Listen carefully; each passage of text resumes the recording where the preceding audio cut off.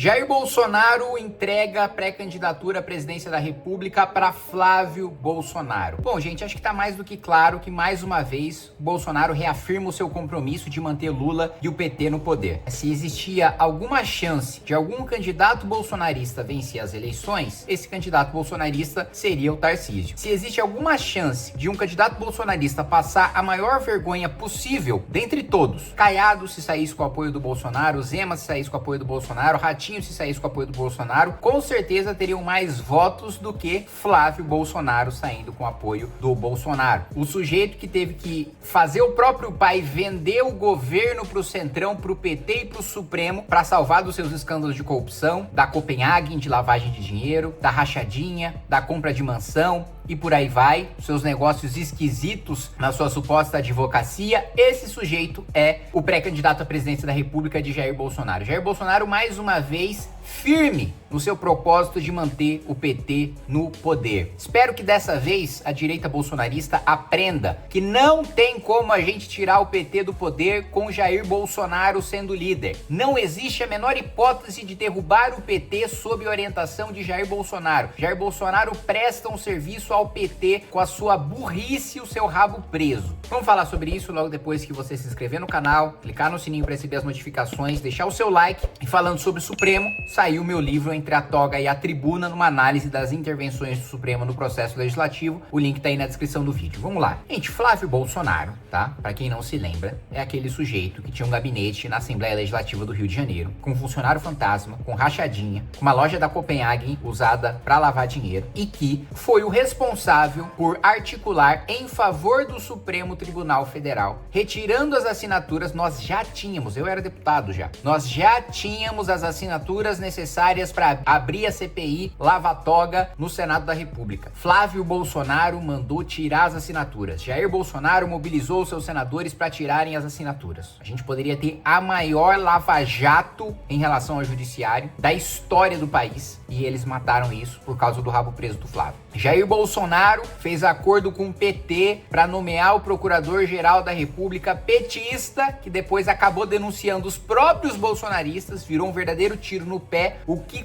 qualquer pessoa com mínimo de capacidade cognitiva saberia que o melhor amigo do José Dirceu, obviamente, ia se voltar contra os bolsonaristas depois de nomeado PGR. Mas Jair Bolsonaro achou por bem nomear o Augusto Aras para blindar o Flávio e acabar com a Operação Lava Jato. E assim ele fez. Achou por bem também nomear 2 ministros do Supremo, um ministro supremo responsável por permitir que o Lula utilizasse as provas ilícitas do hackeamento do celular de Sérgio Moro e de Deltan Dallagnol para anular a Operação Lava Jato e ter de volta os seus direitos políticos. Isso é sempre bom ressaltar. Lula não teria disputado as últimas eleições se o Bolsonaro não tivesse nomeado Cássio Nunes para o Supremo Tribunal Federal. Entendam isso. Vocês podem amar, idolatrar o Bolsonaro, nada disso muda os fatos. Nada disso muda que não fosse a atitude de Jair Bolsonaro, Lula jamais seria presidente. Depois, ele ainda pega um projeto que era para endurecer o enfrentamento ao crime, que era o pacote anticrime do Sérgio Moro, e sanciona o juiz de garantias de Marcelo Freixo para paralisar todos os processos criminais no Brasil inteiro, desde o sujeito que furtou um sabonete até o estupro,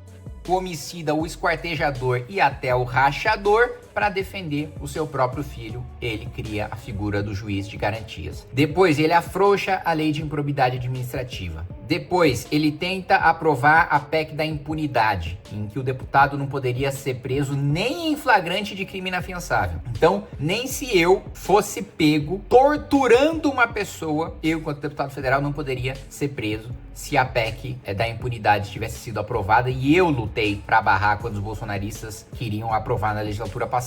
Nós tivemos também a PEC da vingança, em que o número de indicações políticas para o Conselho Nacional do Ministério Público aumentou, porque o Bolsonaro queria colocar mais indicações políticas para perseguir promotores que investigavam escândalos de corrupção, como foi o caso dos promotores do Ministério Público do Rio de Janeiro, que desmantelaram o esquema de rachadinha de lavagem de dinheiro de Flávio Bolsonaro na Assembleia Legislativa do Rio de Janeiro. Vocês estão entendendo que Bolsonaro escolheu o candidato preferido do Lula Lula agora tá soltando rojão, tá estourando champanhe. O camisa 10 do Lula deixou de ser Eduardo Bolsonaro para ser Jair Bolsonaro. Lula não poderia escolher coisa melhor para acontecer. Se o Lula tivesse, sei lá, um gênio da lâmpada que ele pudesse fazer um pedido, né? Ó, faz um pedido aí que não seja você vencer a reeleição, mas que possa te ajudar a vencer a reeleição. Ó, se você pudesse escolher entre o PIB crescer 10% nesse ano, se você pudesse escolher entre o número de assaltos ir para 0 nesse ano, ou se você pudesse escolher que o Flávio Bolsonaro fosse o candidato dos bolsonaristas para disputar contra você, Lula ia escolher o Flávio Bolsonaro.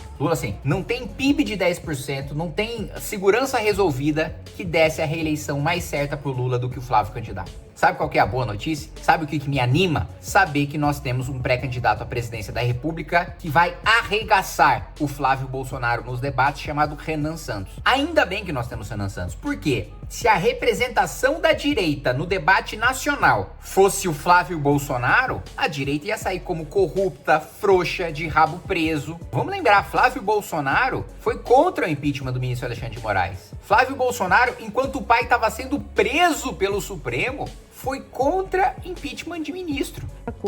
Ele também fez nas afirmações deste fim de semana uma defesa do impeachment do ministro Alexandre de Moraes. O senhor endossa? Olha, vamos por partes. Eu, primeiro, sempre que eu puder, eu vou buscar sempre o diálogo. Não acho que o caminho de fazer impeachment de ministro é o que vai resolver o problema do Brasil. Eu sempre acreditei, e eu continuo acreditando, Rosiane, numa autorregulação do próprio Supremo. E eu acho que essa é uma excelente oportunidade para que o Supremo tente retomar as rédeas da corte, parar de ser toda hora sugada para dentro de uma discussão que não é institucional, relativa apenas a um ministro, para que as coisas voltem à normalidade. Só vão voltar à normalidade quando esses inquéritos todos forem arquivados. Durante todo o processo, foi contra. E se orgulha de ter sido contra. Então, este sujeito, se representasse a direita no debate público nacional, a direita ia ficar absolutamente desmoralizada. O eleitor médio ia olhar e falar, direita é isso? Direita é rachadinha? Direita é funcionário fantasma? Direita é mansão milionária sem ter salário pra isso? Aí fala, porra, então eu tô com o Lula. Ainda bem que nós temos Renan Santos pra mostrar que tem uma direita com conteúdo, né? Porque o Flávio Bolsonaro é uma porta, não tem conhecimento de nada. Eu convivo com ele no Congresso Nacional, não tenho capacidade de fazer um debate profundo sobre nada. Me fala, mesmo você que é bolsonarista, que idolatra o Bolsonaro, me fala uma matéria que o Flávio Bolsonaro domina, que vem na sua cabeça e fala, não, o Flávio Bolsonaro ele é bom nisso. Não sabe debater segurança pública, não sabe debater economia, não sabe debater saúde, não sabe debater educação, não sabe debater orçamento público, não sabe debater defesa, não sabe debater infraestrutura, não sabe debater ciência e tecnologia. Não há nenhuma área de debate que Flávio Bolsonaro se destaca. Você reparou? Você parou pra pensar aí? Você que é um idólatra do Bolsonaro,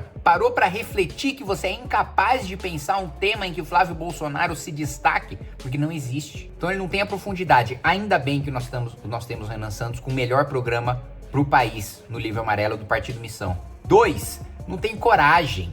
Quantos discursos duros e incisivos vocês viram saindo de Flávio Bolsonaro? Nenhum. E não é só porque ele tem rabo preso, é porque ele é covarde também. E eu vou dizer pra vocês, Renan Calheiros, todo enrolado na justiça, com um rabão enorme preso, quando foi afastado da presidência do Senado pelo Supremo, sabe o que ele disse? Eu sou presidente do Congresso Nacional, a Constituição não diz que o presidente do Congresso Nacional não pode ser réu, porque ele tinha acabado de se tornar réu, e a Constituição não permite que uma canetada de um ministro do Supremo afaste um presidente de um poder. Então eu vou ignorar, eu vou descumprir a decisão do Supremo e vou me manter na presidência do Congresso Nacional. Mesmo com o rabo preso, o cara foi corajoso e peitou o Supremo. Flávio Bolsonaro não só tem o rabo preso, como o Renan Calheiros, como não tem a coragem de peitar nada nem ninguém. Ele teve a oportunidade, nas sabatinas de ministro do Supremo, de arregaçar com o Zanin, de arregaçar com o Flávio Dino. Vocês se lembram do discurso dele nessas duas nomeações? Xoxo. Água de salsicha. Ele é o sujeito que, quando disputou a prefeitura do Rio, ele desmaiou no debate por medo de debater com a Jandira Fegali, gente. Nossa, eu tô numa baixa da pressão aqui. O senhor precisa que repita a pergunta? Por favor, por favor. Ok. Se você estiver passando. Ele tá passando mal. Tá passando mal. Por favor. Não dá pra continuar. Tá passando mal. Os assessores podem, por favor. Pelo amor de Deus. Um cara que desmaia num debate de nervosismo de debater com a Jandira Fegali vai participar de um debate presidencial? Então, ele não tem preparo, não tem caráter, o cara não tem nada. Ainda bem que nós temos um pré-candidato à presidência da República. E eu garanto pra vocês, estando no debate, o Renan vai arregaçar Lula e Flávio Bolsonaro.